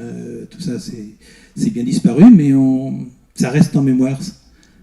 Mais c'est vrai que les fêtes religieuses, ça a peut-être été davantage pris en photo, parce qu'il y avait à ce moment-là des appareils qui circulaient. Oui, alors c'est un choix subjectif, hein, le diaporama que je vous ai présenté. On a évidemment quelques photographies de cérémonies religieuses, hein, que ce soit des rogations, que ce soit... alors c'est pas en milieu rural, hein, c'est à Chantenay, un pardon, type des pardons qu'on peut avoir en Bretagne. Évidemment, il y a une forte population bretonne qui était présente à Chantenay, et on a quelques photos de mission. C'est pareil, le congrès de 1950 au Parc des Princes, c'est une grande cérémonie de la Jacques, ou à Blain, par exemple. On peut considérer que la photo que je vous ai montrée à Blain, avec la maquette du bateau, c'est une fête de la Jacques, c'est une fête aussi religieuse. C'est une fête de la structure, hein, c'est pas une fête de la paroisse ou d'une mission. Mais c'est un choix subjectif de ma part de ne pas avoir marqué plus ce côté religieux. Voilà, c'est vrai que j'aurais pu choisir d'autres photos. En même temps, les collections qu'on conserve, elles sont liées au monde du travail, au monde rural, certes, mais c'est vrai que dans les photos, dans le fond du MRJC, il y a des photos religieuses, mais pas tant que ça. Les cérémonies religieuses, c'est peut-être 20 à 30%, c'est pas négligeable si vous voulez, mais c'est pas absolument prédominant. Il y a plein de photos qui évoquent beaucoup plus le quotidien, tel que j'ai plus... je pense que je vous ai pas... je sais pas, on parlait de psychanalyste tout à l'heure, j'ai pas cherché à induire en erreur. Je pense que la proportion que j'ai montrée est assez fidèle à la nature du fond dont on dispose. Et donc, si j'en ai montré une, par exemple, à Blain, qu'on peut considérer comme étant prise dans un cadre d'une cérémonie religieuse, les autres sont assez fidèles de la proportion au sein du fond du MRJC, par exemple, de photos spécifiquement liées à des cérémonies religieuses ou tournées plutôt vers une question d'introspection collective sur qu'est-ce que c'est qu'être rural, enfin habitant du monde rural dans ces années-là, et quelle est la perspective qu'on peut avoir. Donc il y a beaucoup de photos qui permettent d'évoquer cette mutation qui risque qui est en cours, hein, avec l'exode rural et le fait que on abandonne massivement quand même les fermes pour aller en usine, pour aller en ville, pour aller chercher du travail ailleurs. Oui, non, c'était pas un Mais, reproche, oui. C'est parce que je pense par exemple au Kermesse qui était souvent organisé. Bon, il y avait aussi donc l'amicale laïque, je me souviens, Jacques entendu ça, probablement, j'ai entendu derrière moi là, qui parlait de ça, auquel on fréquentait. Puis il y avait aussi les cabesses paroissiales qui étaient des moments forts, qui regroupaient une bonne partie des ruraux. C'est vrai que ce sont des choses qu'on n'a pas ou très peu dans nos fonds. On va en trouver davantage de photos. Voilà, on va peut-être en trouver aux archives municipales ou des choses comme ça. Et c'est vrai que j'ai pas cherché à en chercher ailleurs. Je suis allé chercher. Il y a bien évidemment des photos que je vous ai montrées qui ne sont pas conservées au Centre d'histoire du travail. Je vous ai parlé de celles les photos du Fonds Soro, donc je suis allé chercher des photos ailleurs. J'aurais pu aller chercher de telles photos. C'est vrai que j'ai pas eu cette démarche. Voilà. Oui, ça sera pas beaucoup de fois. Mais c'est pas non plus une volonté de nier cette dimension-là. On a une photo qui est assez spectaculaire. C'est en 1946, je crois, où pour la venue d'une statue, j'ai plus l'intitulé en tête, on a une rue qui est couverte de fleurs. C'est une fête Dieu. Et c'est une fête Dieu, ouais. C'est assez spectaculaire, avec des motifs. Voilà. C'est assez impressionnant. C'est pas si loin que ça. Non. On a vu des photos des difficultés du monde rural à travers Walker Evans, Dorothy Lange, des photos de la dureté du métier, on peut dire, de la ruralité, des photos un peu plus joyeuses, des fêtes, etc.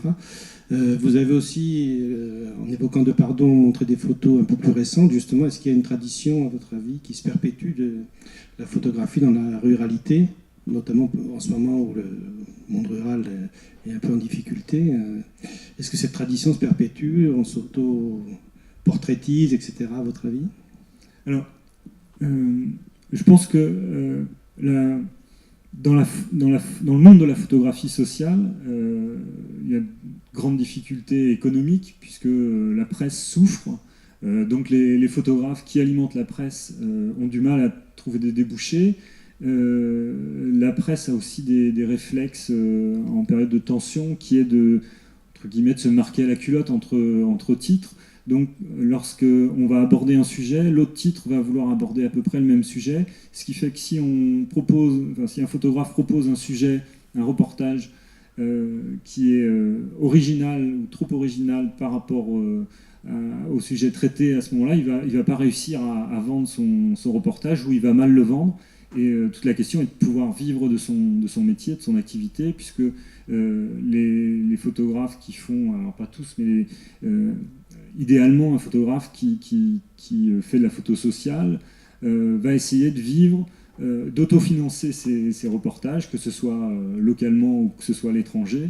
Et pour ça, il faut qu'il vende suffisamment bien ses reportages pour pouvoir financer ses voyages, l'achat de son matériel, etc. Et puis faire bouffer sa famille, quoi. Ceci étant dit,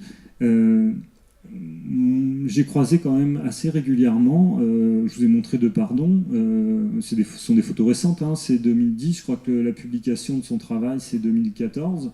On croise assez régulièrement des photographes, y compris des jeunes, qui vont photographier le monde rural, alors, qui vont photographier la génération de leurs parents, leurs grands-parents ou leurs oncles, qui sont dans des fermes je ne vais pas vous apprendre quelque chose, on a beaucoup de fermes qui ferment, qui disparaissent, qui sont absorbées par des fermes plus grandes.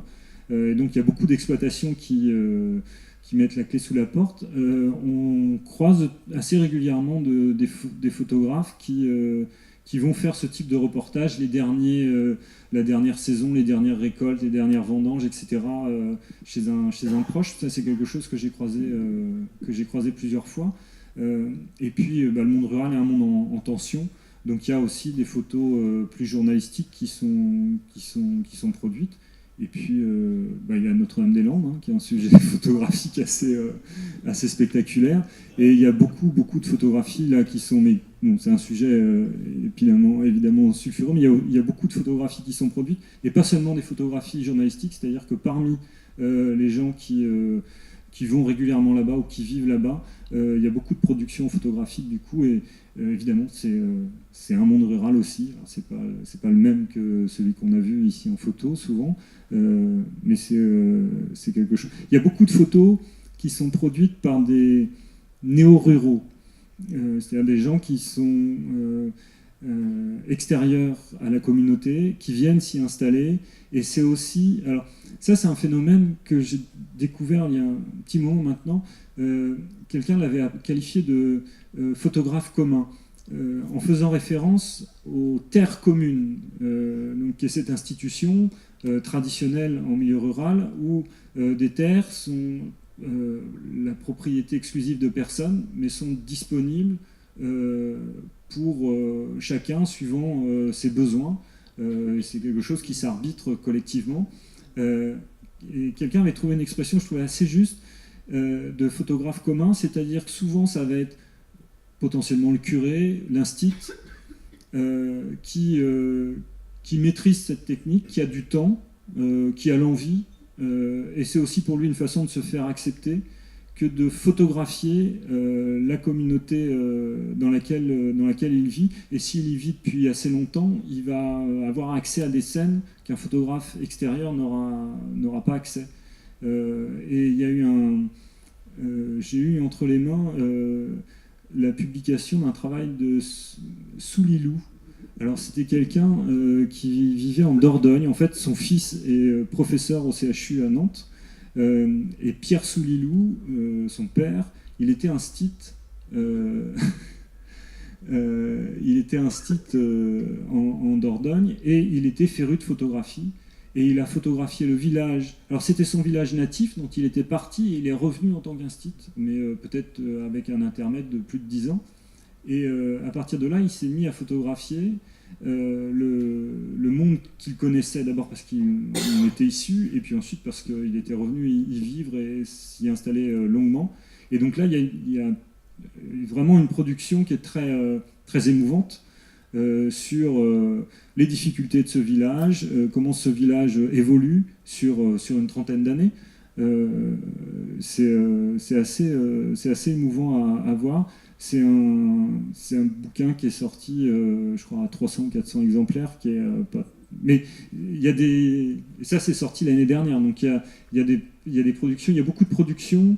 En fait, la photographie vit beaucoup de projets qui sont en marge des grands courants éditoriaux. C'est-à-dire, finalement, ce qui est le plus intéressant, c'est ce qui se passe localement dans des...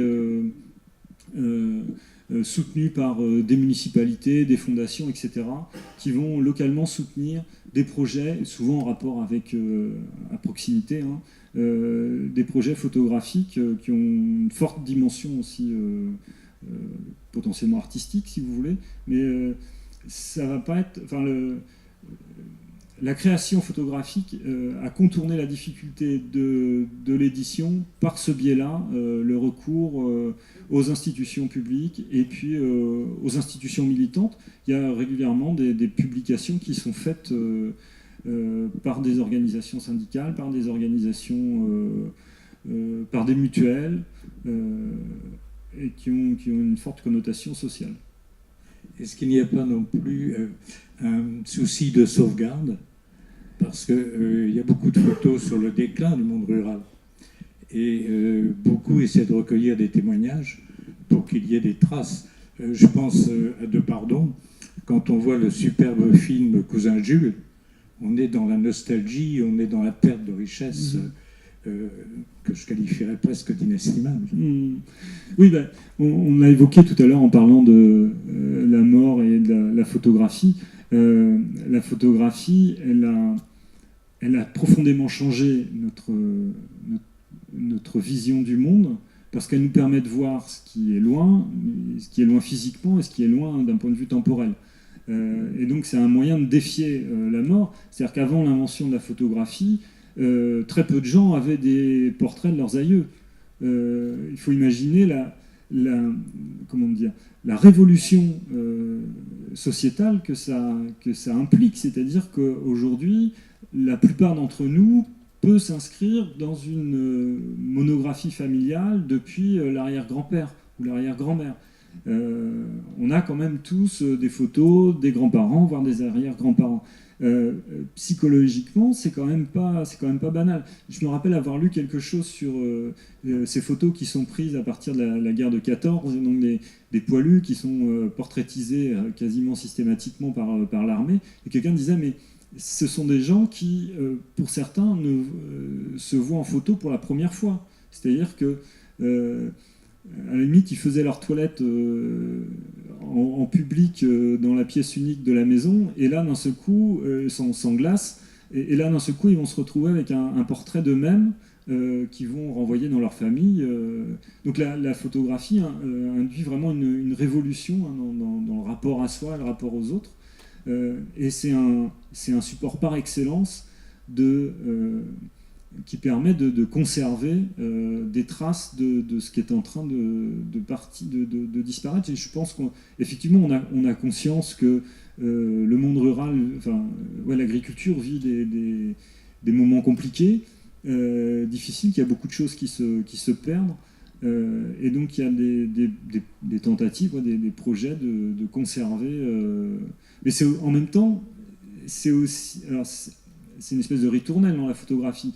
J'ai essayé de vous l'évoquer à travers ces projets d'August Sander, par exemple. C'est ce qu'il fait, en fait, en essayant de conserver l'image d'une génération en Allemagne. Je vous ai montré des photos d'avant la guerre de 14, mais il a surtout travaillé entre 14 et 39 à ce projet-là.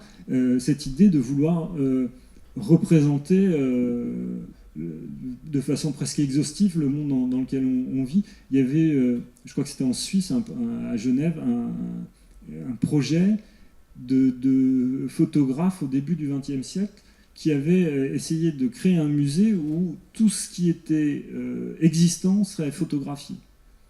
Et donc, ils ont accumulé un volume considérable de photographies. Donc ils avaient essayé d'élaborer une grille de lecture, mais en même temps, on sait bien que c'est une utopie. C'est-à-dire que cette volonté de vouloir tout reproduire et ne rien laisser s'échapper, c'est une utopie. Et pour changer de sujet et revenir sur le monde ouvrier, par exemple, lorsque je parle des photos des autoreprésentations, je vous ai montré à Brissonneau, par exemple, les gens me disent aujourd'hui ça doit aller tout seul avec les portables, etc. Et en fait, détrompez-vous, on a, en tout cas dans les collections du CHT, c'est-à-dire que ce sont des documents qui sont déposés soit par des organisations, mais aussi par des militants ou des anonymes qui viennent nous voir en nous disant peut-être que ce soir, certains parmi vous vont me dire j'ai des photos de la ferme de mon grand-père, est-ce qu'elle vous intéresse? Et donc, à ces occasions-là, d'occasions d'exposition, on a des gens qui nous confient des photos ou qui nous laissent les reproduire.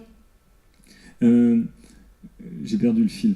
Oui, et donc l'entrée des photos au CHT, elle se fait donc par différents biais, mais pour le moment, on n'a pas de photos en situation de travail, d'autoreprésentation, qui sont prises depuis l'avènement des portables. Et donc, ça veut dire plusieurs choses. Ça veut dire qu'il n'y a peut-être pas l'envie de prendre son lieu de travail. Et là, c'est pour ça que ces photos, elles sont très significatives sur le rapport qu'on a au travail. On ne va pas garder une image de ce dont on n'est soit pas fier, soit pas très heureux quand on y va. Et puis, il y a aussi une très forte tension hiérarchique. C'est-à-dire que c'était plus facile de se photographier dans les années 30 au chantier de Saint-Nazaire qu'aujourd'hui. On a des photos des chantiers de Saint-Nazaire dans les années 30 prises par les ouvriers eux-mêmes, alors que c'est du matériel qui est autrement plus encombrant que le matériel même des portables. Et on n'a aucune photo aujourd'hui. J'ai même posé la question à des responsables d'entreprise, c'est-à-dire que la tension sur cette question de l'image du monde du travail est plus forte aujourd'hui qu'il y a 40, 50 ans. Est-ce qu'on ne peut pas dire qu'il y avait une certaine fierté de ceux qui se faisaient photographier, par exemple au moment des battages? C'est vrai pour certaines scènes, j'allais dire industrielles, quelque chose qui a plus ou moins disparu, quoi. Oui, certainement, oui. Alors, je sais pas si, pour reprendre la moisson, est-ce qu'on se photographie aujourd'hui sur sa nouvelle machine? Je suis pas sûr. Je sais pas. Est-ce que ça veut aussi dire beaucoup de choses, hein.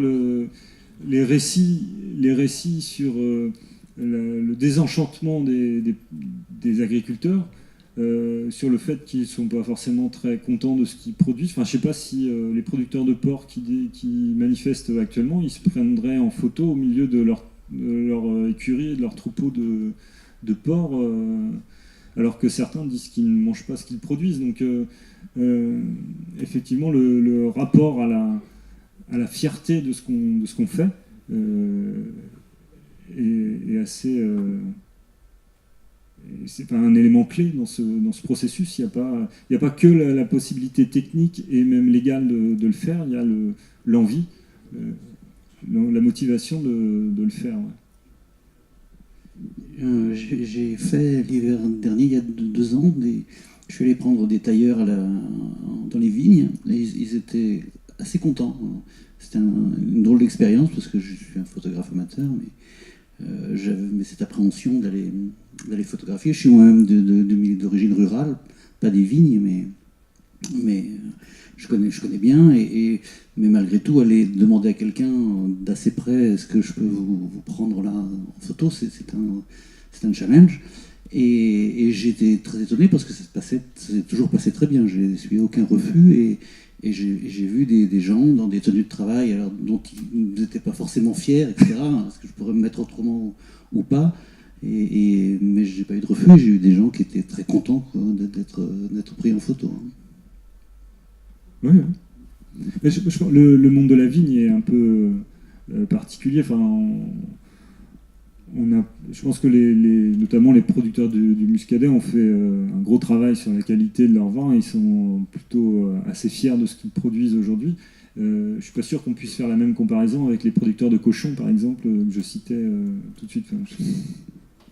Il y a aujourd'hui, alors peut-être une école, c'est un petit peu un mot fort, en tout cas une tendance de la photographie à photographier les paysans étant fiers de leur production, notamment les paysans qui sont des locaux dans les grandes surfaces. Et il y a je dis qu'il y a une école parce que je vois ça dans plusieurs grands supermarchés dans tout l'Ouest. Je me demande si il n'y a peut-être pas une nouvelle signification, en tout cas une nouvelle tendance de la photographie qui serait celle de la labellisation. De la labellisation du marketing, bien sûr, voilà. De la labellisation autant du monde paysan à qui on redonne sa fierté par l'acte du portrait, mais aussi la labellisation parce que c'est reconnu, les productions seraient reconnues par des consommateurs à la recherche du bio, du sain. Voilà. Ouais, il y a plein de choses. D'abord, votre question me renvoie à une remarque, c'est que la photographie, le monde de la photographie est extrêmement protéiforme. Enfin, il y a plein de dimensions qui entrent dedans, et c'est pas simplement une production artistique, c'est aussi un artisanat ou un moyen de vivre. C'est-à-dire qu'aussi, il y a un débouché pour faire des photos à l'intérieur de l'Intermarché, du supermarché, et qu'on sait qu'on va pouvoir les vendre notamment à l'enseigne. Effectivement, c'est intéressant de faire ce type de photographie à l'enseigne ou à une organisation professionnelle, de viticulteurs ou de marchands de fromage, de producteurs de fromage. C'est-à-dire que si on a un débouché pour un type de reportage, donc c'est une question qui entre en ligne de compte. Ça biaise aussi, c'est-à-dire que le même cliché qu'on va trouver avec une forte dimension artistique, il a peut-être pour origine d'abord une démarche financière, commerciale. Alors après, est-ce qu'il y a une école, je sais pas, c'était pas le genre de photo auquel j'avais personnellement fait attention, donc je sais pas. Les portraits sont très éloquents. Ouais. Mais oui. Après, je pense qu'il y a plein de communes où la galerie marchande essaie de se transformer en lieu de vie. Et le lieu de vie, c'est aussi le lieu où on a des expositions, où on a des actions culturelles. Il y a combien de communes où la seule librairie, c'est le supermarché. Il n'y a plus d'autres librairies que le supermarché. Et donc il y a plein de supermarchés qui accueillent régulièrement des expositions de photos ou d'autres choses, mais la photo se prête particulièrement bien à l'exposition. Et du coup, ça provoque aussi un débouché économique pour ces photographes. Ouais. Alors, merci Xavier pour tout ton propos. Je me posais une question moi, sur les rapports. Dès le début, tu as commencé sur les rapports ville-campagne, une sorte d'opposition comme ça. Et en t'écoutant, je me demandais si on ne pouvait pas transposer ça sur urbanité et ruralité. Je pense qu'effectivement, dans la ruralité, il y a des choses qui jouent sur la sociabilité, l'entre-soi. Et donc, tout ça on réfléchit un petit peu à ces rapports un peu binaires comme ça, intérieur-extérieur, où quand François Collard, effectivement, on lui demande de venir photographier pour faire la propagande de tel ou tel aspect de la vie à la campagne, il le fait en extérieur, même quand il vient à Saint-Nazaire, il vient en extérieur, donc il rentre dans un milieu, et puis finalement, lorsque les jeunes femmes répondent à cette invitation à photographier leur quotidien pour ce concours photo, fin des années 40, on rentre dedans, on est après, presque en immersion. Donc c'est intéressant aussi ces dialogues, et je pense qu'on avait retrouvé ça également dans le travail sur le monde ouvrier, effectivement, le fait d'être dedans. Qu'est-ce qui fait qu'on est dedans? Et ce dedans, on le ressent notamment aussi par un truc très technique, c'est l'optique photographique qu'on voit dans ces images. Ça aurait été intéressant, je pense d'ailleurs peut-être de mettre le format en centimètres de chaque image, parce qu'effectivement, quand on voit celle de François Collard, qui j'imagine était un format presque carré, tiré en format moyen, quand à côté de ça, on a quasiment au même format d'agrandissement à notre écran à nous, une image qui est toute petite, ça aurait été intéressant justement sur les rapports de proximité, parce que ce qui est petit, on s'approche vraiment pour le regarder, parce qu'on tombe dedans tellement on est proche. Et cette photographie notamment où il y avait ces jeunes femmes sur une table, là, attablées, on voyait bien qu'il y avait une personne qui était là au bout de la table, qui occupait cette place du photographe. Pour arriver à photographier tout le monde, elle utilise un grand angle, un très grand angle, mais elle est là quand même, quoi. On sent qu'elle est là. Et je m'interrogeais un peu sur ces rapports comme ça, un peu extérieurs et intérieurs, le fait de venir loin, d'être dedans ou pas, de pardon au passage. C'est quelqu'un de très très nostalgique. Heureusement que la photographie de la campagne ne se résume pas à l'œuvre de ce monsieur, qui est monumental, évidemment. Mais c'est quelqu'un de très nostalgique, qui justement, même quand il est à New York, dans les années 80, il regrette d'être là. Donc c'est quelqu'un qui trimballe avec lui une grosse nostalgie au passage. Voilà. Oui, je vais avoir du mal à répondre à tout ce que tu as évoqué, mais sur la question du dedans, du dehors, d'abord il y a une facilité, c'est que pour être dedans, il faut être introduit. Donc c'est plus facile de prendre une photo, même quand on s'appelle François Collard et qu'on prend une moissonneuse dans un champ. Pour un peu, c'est un ouvrier agricole qui est sur la moissonneuse, donc si le fermier en plus a donné son accord, il n'a pas à négocier. C'est comme un ouvrier qu'on prend sur un chantier. Si le patron est d'accord pour qu'on le prenne en photo, même si lui, il n'a pas le droit de se prendre lui-même en photo, même s'il y a un droit à l'image, il n'a souvent rien à dire. Alors que si on est dans le dedans, alors le dedans de l'exploitation agricole, ça va être, je pense, aux caves en milieu viticole, c'est évident que là, on ne prend pas de photo volée dans une cave, quoi. Autant on peut prendre une photo semi-volée dans un champ ou sur un chantier en extérieur, autant quand on rentre dans une usine, la photo que je vous ai montrée où il est derrière son établi, il pose en plus, et la pose, elle est souvent vue de façon négative en disant c'est pas intéressant, il est pas à son travail et tout, sauf que la pose c'est la marque du consentement à la photo. Et là du coup c'est une dimension nettement plus intéressante, c'est-à-dire que je suis fier de poser à côté de mon établi et souvent c'est un copain qui va me prendre en photo. Donc s'il y a une différence, à mon sens, à retenir sur intérieur-extérieur, c'est vraiment la photo d'intérieur marque le degré d'introduction du photographe dans le milieu dans lequel il se trouve, alors qu'à l'extérieur, ça reste un point d'interrogation de savoir si la personne est vraiment autorisée à prendre la photo et dans quelle mesure il est autorisé à prendre la photo, quoi. Oui, je me permets d'intervenir, Xavier, effectivement, sur l'observation sur la nostalgie sous-jacente du travail de Pardon, ou d'un certain regard sur la ruralité qui finalement clôt presque une boucle par rapport au début de la conférence. Je pense que Alors moi, c'est un peu l'historien d'art qui parle, mais il y a effectivement toute une histoire de la représentation, quel que soit le médium et le support technique utilisé.